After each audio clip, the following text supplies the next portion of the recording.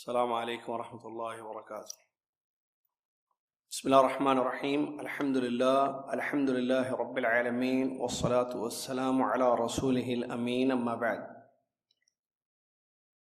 يا أيها الذين آمنوا اتقوا الله حق تقاته ولا تموتن إلا وأنتم مسلمون. يا أيها الناس اتقوا ربكم الذي خلقكم من نفس واحدة وخلق منها زوجها وبث منهما رجالا كثيرا ونساء واتقوا الله الذي تساءلون به والأرحام إن الله كان عليكم رقيبا. يا أيها الذين آمنوا اتقوا الله وقولوا قولا سديدا يصلح لكم أعمالكم ويغفر لكم ذنوبكم، ومن يطع الله ورسوله فقد فاز فوزا عظيما. قال الله سبحانه وتعالى: وما خلقت الجن والإنس إلا ليعبدون. وقال تعالى: أم خلقوا من غير شيء أم هم الخالقون. وقال: الله خالق كل شيء وهو على كل شيء وكيل. تمام تعریف اللہ عز و جل کے لیے ہے، جس اللہ تبارک و تعالیٰ نے ہم سب کو اپنی عبادت کے لیے پیدا کیا اور عبادت کا حکم سب سے پہلے دیا، اور اسی غرض کے لیے پیغمبروں کی بعثت فرمائی۔ سبحان اللہ ما عظم شانہ، سبحان اللہ و بحمدہ، سبحان اللہ العظیم۔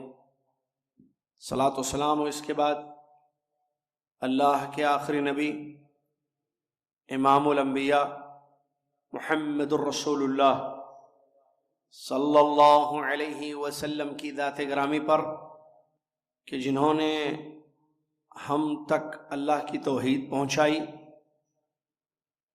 اللہ کا حق بتایا، سکھایا، اور اس کو ادا کرنے کے لیے اپنی امت کو اس کی ترغیب دی۔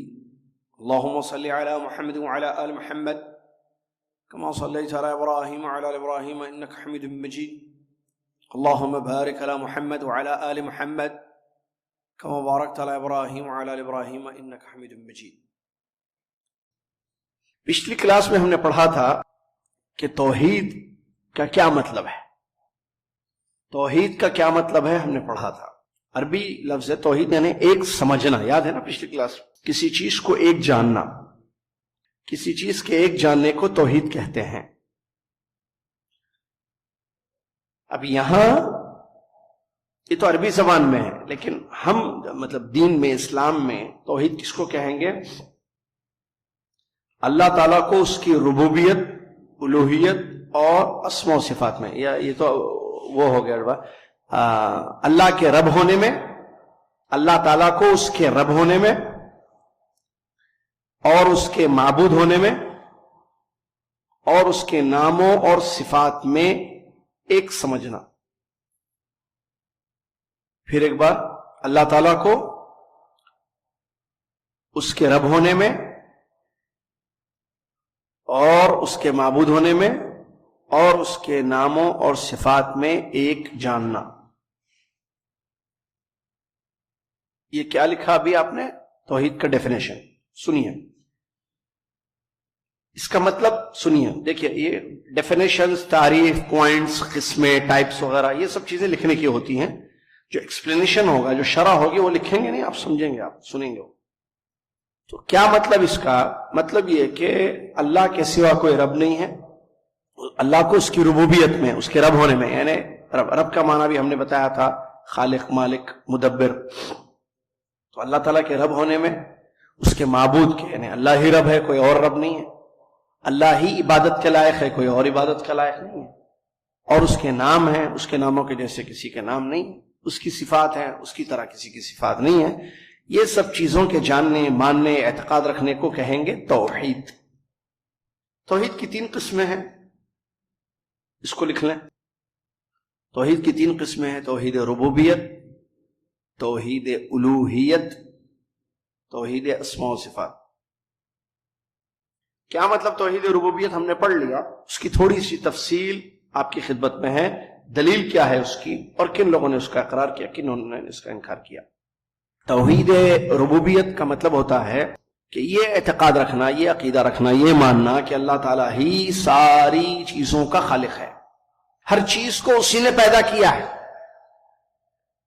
اور وہی زندہ کرتا ہے، وہی موت دیتا ہے، وہی رزق دیتا ہے.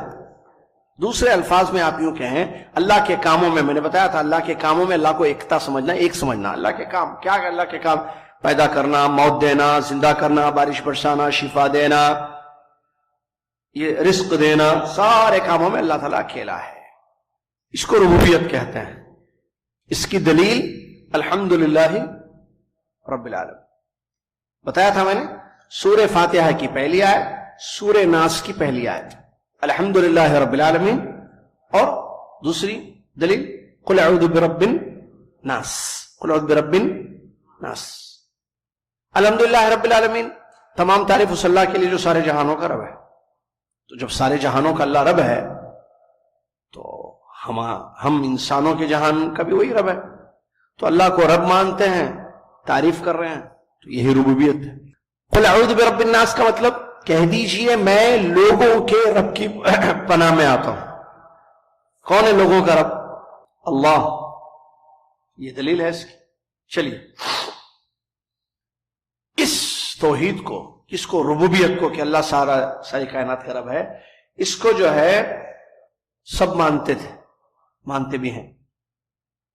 مکہ کے مشرک، پیغمبروں کی زندگیوں میں جو مشرک تھے، جن کی طرف پیغمبروں کو بھیجا گیا تھا، نوح علیہ السلام، یوسف علیہ السلام، ابراہیم علیہ السلام، موسیٰ علیہ السلام، داؤد علیہ السلام، ان کی قومیں بھی مانتے تھے اس توحید کو. مشرکین مکہ، مکہ کے کافر، مکہ کے مشرک، وہ بھی مانتے تھے. کس کو؟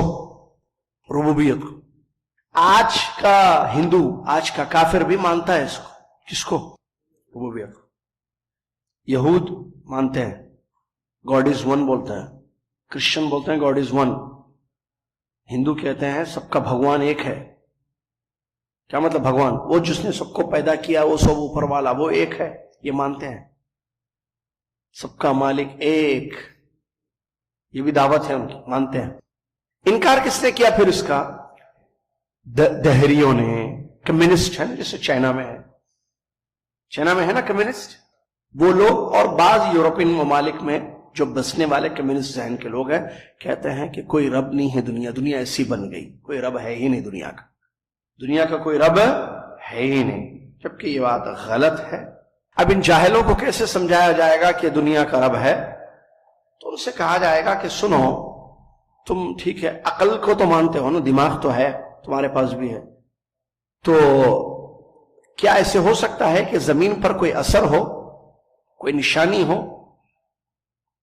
اور اس اثر کا اثر والا نہ ہو؟ مثال کے طور پر قدموں کے نشان ہیں، زمین پر قدموں کے نشان پڑتے ہیں، تو اس کا مطلب کوئی چل کر نہیں گیا یہاں سے، تو نشان کہاں سے آئے پھر؟ قدموں کے نشان ہوتے ہیں نا پیروں کے، تو قدموں کے نشان چلنے والے کی علامت ہے، پہچان ہے. ٹھیک ہے. سوئی ہے نا، یہ کیسے بن گئی؟ کوئی بنایا ہوگا نا سوئی کو. یہ پین کیسے بن گیا؟ ابھی جو آپ کو دیا گیا، کاپی دی گئی، نوٹس دیے گئے، یہ پین کیسے بنا؟ کسی نے بنایا نا. جب سوئی کو بھی کوئی بنائے گا تب بنے گی سوئی. پین کو بھی کوئی بنانے والا ہے جس کی بات بنا یہ پین. کتاب کو بھی کسی نے بنایا ہے تب تو کتاب بنی ہے. تو اتنی بڑی کائنات جس میں آسمان ہے، زمین ہے، آکاش ہے، دھرتی ہے، سورج ہے، چاند ہے، انسان ہے، جن ہے، یہ سب ایسے ہی پیدا ہو گئے، کوئی نہیں پیدا کیا ان کو. ہو سکتا ہے ایسے؟ اس طریقے سے سمجھایا جائے گا. اور اس سلسلے میں جو ہے اللہ تعالیٰ نے زبردست بات بتائی ہے جو سورہ طور کی ایک آیت ہے. ایسے لوگوں کو جو ہے نہیں مانتے کہ اللہ ہے، رب ہے دنیا کا. آیت کو یاد رکھ لیجئے، بہت زبردست آیت ہے.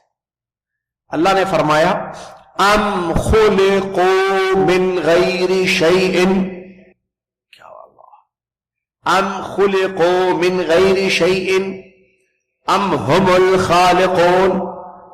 کہ لوگ بغیر کسی چیز کے پیدا کیے گئے یا لوگوں نے اپنے آپ کو پیدا کیا ہے؟ دو سوالات ہیں. کیا لوگ بغیر کسی چیز کے پیدا، یعنی کوئی پیدا نہیں کیا، لوگ ایسے ہی پیدا ہو گئے؟ ہو سکتا ہے؟ ناممکن، امپاسبل. اچھا، ام ہم الخالقون؟ دوسرا سوال، کیا لوگوں نے خود کو پیدا کیا ہے، خود کو بنایا ہے؟ ہو سکتا انسان اپنے آپ کو بنائے، ہاتھ پیر ماں کے پیٹ میں ٹھہرو میں اپنے آپ کو تیار کر لیتا ہوں، اپنی انگلیاں لگا لے رہا ہے، اپنی آنکھیں بنا رہا ہے. یہ کیسے ہو سکتا؟ میں لڑکا ہوں، لڑکا اپنے آپ کو پیدا کر رہا ہے، لڑکی اپنے آپ کو بنا رہی ہے، ایسے کیسے ہو سکتا ہے؟ کوئی ہے نا جس نے پیدا کیا ہے. دوسری آیت، اللہ خالق کل شیء، اللہ ہر چیز کا پیدا کرنے والا ہے. دنیا میں جتنی چیزیں ہیں کائنات میں، ان سب کو پیدا کرنے والا کون ہے؟ اللہ ہے. ایک دلیل بھی یہاں موجود ہے کہ ابو حنیفہ رحمۃ اللہ علیہ کا ایک واقعہ بیان کیا گیا. جس کا؟ امام ابو حنیفہ. ان کے پاس کچھ لوگ آئے جنہوں نے جو کہتے تھے کہ دنیا کا کوئی رب نہیں ہے. تو بحث کرنے آئے کہ آپ پروف کیجئے کہ دنیا کا کوئی رب ہے، کہ دنیا کو کوئی چلاتا ہے اللہ. ایسے کیسے؟ یہ دنیا ایسی آ گئی. ان لوگوں نے کہا کوئی رب نہیں ہے اس کا چلانے والا. تو امام ابو حنیفہ رحمۃ اللہ علیہ نے عقلی دلیل دی، ان کو عقل سے ایک دلیل دی. وہ تو نہ قرآن کو ماننے والے، نہ حدیث کو ماننے والے تھے. وہ تو اللہ کو ہی نہیں ماننے والے تھے، تو قرآن کو کیسے مانیں گے وہ لوگ؟ کہا کہ دیکھو ایک بات بتاؤ، دجلہ یا دجلہ سمندر پہ ایک کشتی ہے، وہ کشتی جو ہے بھری ہوئی ہے، فل لوگ اس میں سوار ہیں، اور اس میں کھانا پینا ساز و سامان لگا ہوا ہے. ایک بڑا جہاز ہے، کشتی پانی پر، دجلہ سمندر پر، جس میں لوگ بیٹھے ہوئے ہیں، سب مسافر، اور سامان لگا ہوا ہے، کھانا پینا اور استعمال کی چیزیں. اور وہ کشتی جو ہے چل رہی ہے خود بخود، کوئی چلا نہیں رہا ہے اس کو، اتنے بڑے جہاز کو. وہ جہاز خود جا رہا ہے، آ رہا ہے. ہو سکتا ہے ایسے؟ ان لوگوں نے کہا کہ کیسے ہو سکتا ہے؟ کوئی آپریٹ کر رہا ہوگا، کوئی چلا رہا ہوگا جہاز کو، خود جہاز کیسے چلے گا؟ تو کہا کہ عقل مندو، جب یہ ناممکن ہے کہ ایک جہاز خود نہ چلے بنا چلانے والے کے، اتنی بڑی کائنات بغیر رب کے کیسے چل رہی ہے؟ یہ انہوں نے بیان کیا. چلیے، ابھی ہم نے تھوڑی دیر پہلے بتایا تھا، آپ کو کہا تھا کہ مشرکین مکہ کے کافر مانتے تھے کہ اللہ خالق ہے، اللہ رب ہے.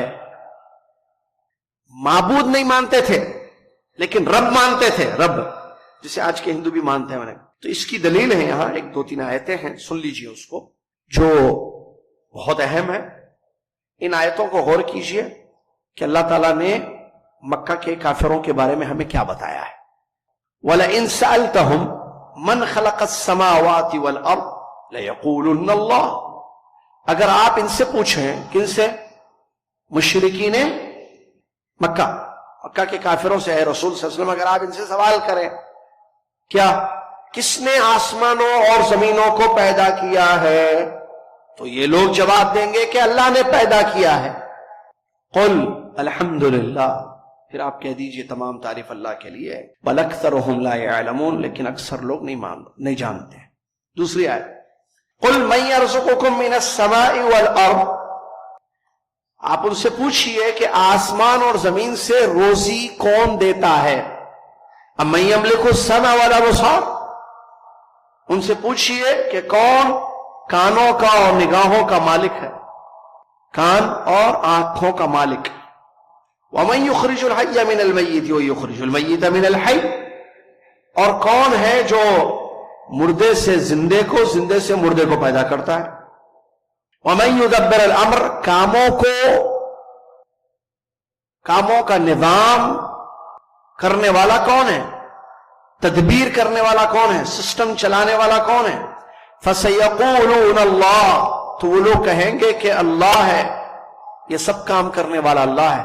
فقل افلا تتقون، تو آپ کہہ دیجئے تم پھر اللہ سے کیوں نہیں ڈرتے ہو، فذالکم اللہ ربکم الحق، یہی اللہ تمہارا سچا رب ہے. فماذا بعد الحق الا الضلال، حق کے بعد پھر گمراہی کس کی چیز کی. فانا تصرفون، تم کہاں بھٹکے جا رہے ہو، یہاں کہاں پھر رہے ہو. ایک آخری چوتھی اور آخری آیت پر بھی غور کیجیے.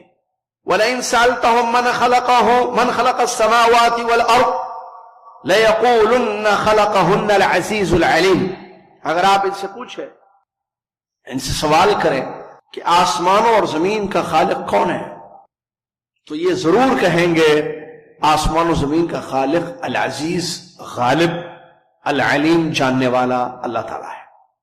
ان تمام آیتوں سے کیا معلوم ہوا آپ لوگوں کو؟ بتائیے. ابھی جو آیتیں میں نے پڑھی اس سے کیا سمجھ میں آیا؟ ربوبیت کو مانتے تھے. بہت اچھے. ان آیتوں سے ہمیں معلوم ہوا کہ مشرکین مکہ اللہ تعالیٰ کو رب، خالق، مالک، مدبر مانتے تھے. اب آگے اسی پر روک رہا ہوں میں.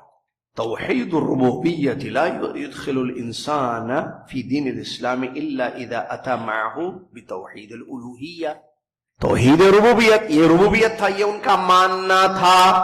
لیکن اس ماننے یعنی کیا ماننا؟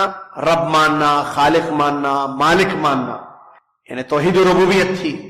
یہ توحید ربوبیت انسان کو مسلمان نہیں بنا سکتی جب تک کہ وہ توحید الوہیت نہ اپنا لے.